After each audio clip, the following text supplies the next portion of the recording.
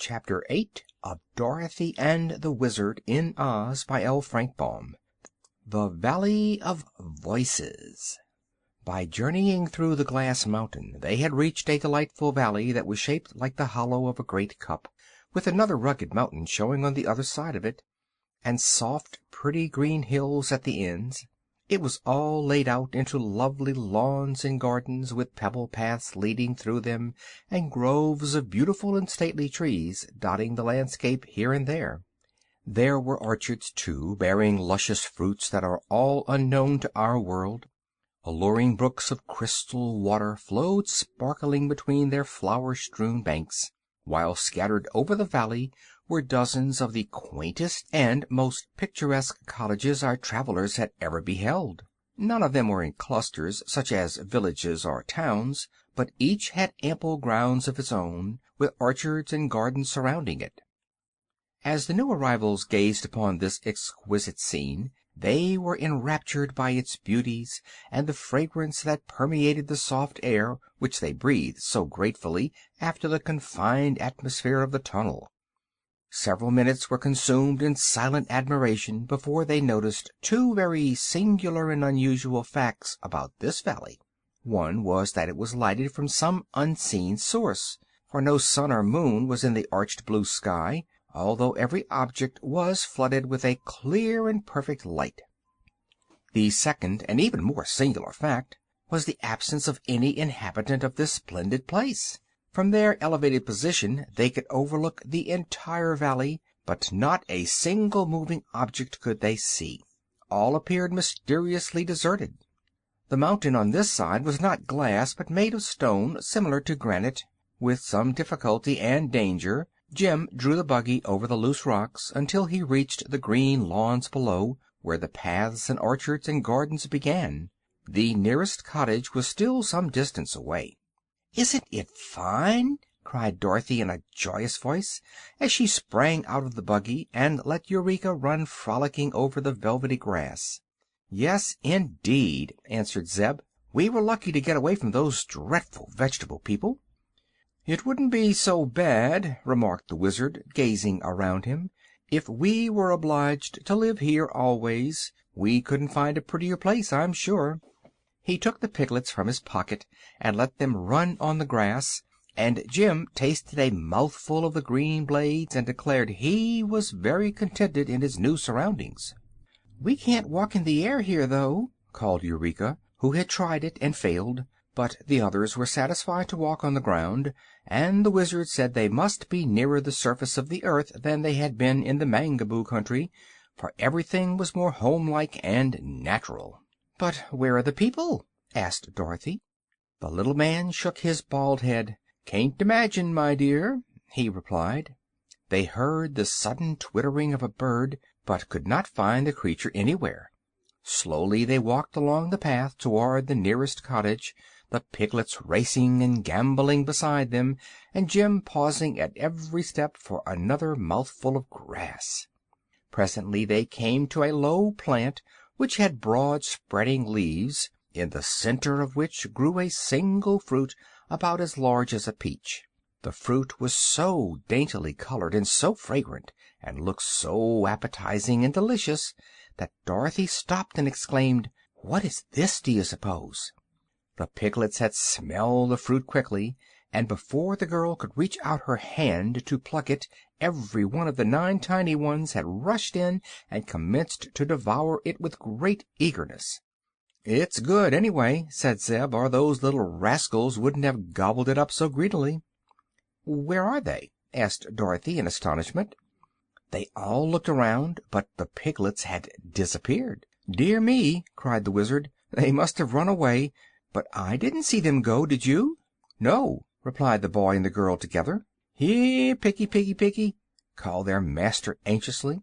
Several squeals and grunts were instantly heard at his feet, but the Wizard could not discover a single piglet. "Where are you?" he asked. "Why, right beside you," spoke a tiny voice. "Can't you see us?" "No," answered the little man in a puzzled tone. "We can see you," said another piglet. The Wizard stooped down and put out his hand, and at once felt the small fat body of one of his pets. He picked it up, but could not see what he held. "It is very strange," said he soberly. "The piglets have become invisible in some curious way." "I'll bet it's because they ate that peach," cried the kitten. "It wasn't a peach, Eureka," said Dorothy. "I only hope it wasn't poison."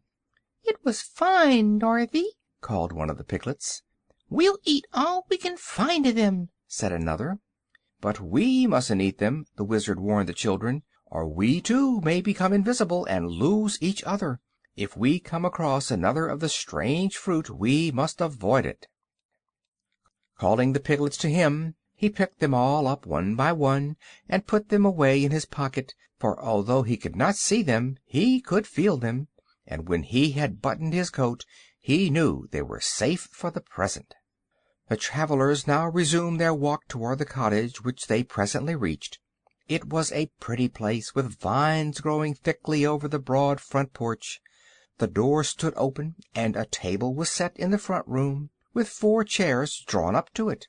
On the table were plates and knives and forks and dishes of bread, meat, and fruits. The meat was smoking hot, and the knives and forks were performing strange antics and jumping here and there in quite a puzzling way. But not a single person appeared to be in the room. "How funny!" exclaimed Dorothy, who, with Zeb and the Wizard, now stood in the doorway. A peal of merry laughter answered her, and the knives and forks fell to the plates with a clatter.